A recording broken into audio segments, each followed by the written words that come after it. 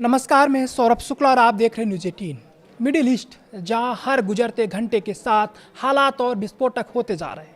अब ये सिर्फ ईरान और अमेरिका की लड़ाई नहीं रह गई, बल्कि पूरे खाड़ी क्षेत्र के देश एक एक करके इस संघर्ष में उतरते दिखाई दे रहे हैं। दावा है कि पहली बार बहरीन और कुवैत ने ईरान के अंदर मौजूद सैन्य ठिकानों पर गुप्त हवाई हमला किया है। कहा जा रहा है कि इस पूरे ऑपरेशन में संयुक्त अरब अमीरात ने खुफिया जानकारी और एयर कवर देकर अहम भूमिका निभाई है।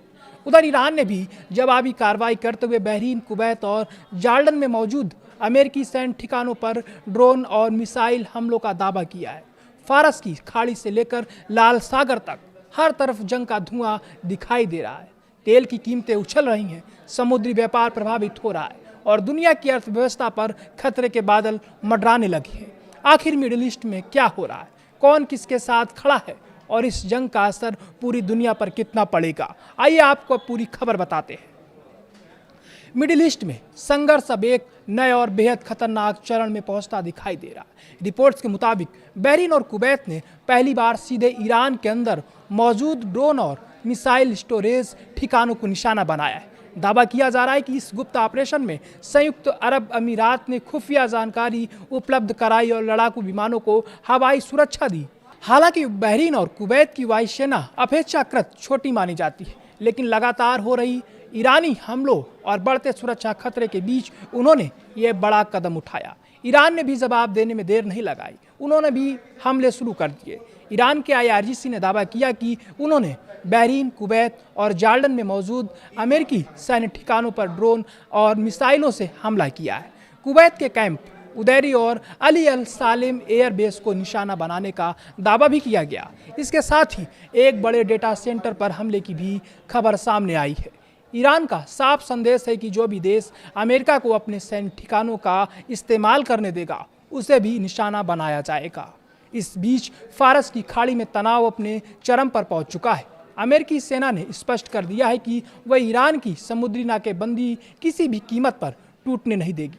इसी दौरान ओमान की खाड़ी में नाकेबंदी तोड़ने की कोशिश कर रहे एक व्यापारिक जहाज के इंजन को अमेरिकी कार्रवाई में निष्क्रिय किए जाने का दावा भी किया गया। व्हाइट हाउस में राष्ट्रपति डोनाल्ड ट्रंप ने राष्ट्रीय सुरक्षा टीम के साथ बैठक की और संकेत दिए कि अमेरिका फिलहाल दबाव कम करने के मूड में नहीं है। उधर लाल सागर में भी संघर्ष तेज दिख रहा है। ईरान समर्थित हूती विद्रोहियों ने सऊदी अरब से जुड़े तेल टैंकरों को निशाना बनाया।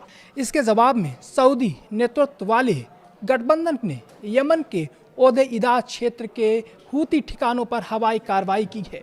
हालांकि सऊदी अरब का कहना है कि होदैया बंदरगाह का नुकसान नहीं पहुंचाया गया और वहां सामान्य जहाजों की आवाजाही जारी है। इस युद्ध का सबसे बड़ा असर अब वैश्विक अर्थव्यवस्था पर दिखाई देने लगा है।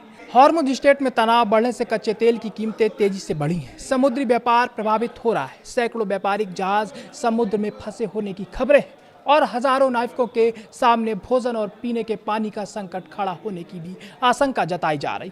दुनिया के कई देशों की नज़र अब इसी इलाके पर टिकी हुई है, क्योंकि वैश्विक ऊर्जा आपूर्ति का बड़ा हिस्सा इसी समुद्री मार्ग से होकर गुजरता है। मिडिल ईस्ट की ये जंग अब केवल सीमाओं तक सीमित नहीं रही, बल्कि एक तरफ अमेरिका और उसके सहयोगी देश है, दूसरी तरफ ईरान और उसके समर्थन करने में जो संगठन शामिल हैं वो ईरान का समर्थन कर रहे हैं। हर नया हमला इस संघर्ष को और व्यापक बना रहा है। ऐसे में सबसे बड़ा सवाल है, क्या कूटनीति इस आग को बुझा पाएगी या फिर यह संघर्ष पूरी दुनिया के लिए और बड़ा संकट बन जाएगा। फिलहाल पूरी दुनिया की नज़र मिडिल ईस्ट पर टिकी है और हर अगला घंटा बेहद अहम माना जा रहा है।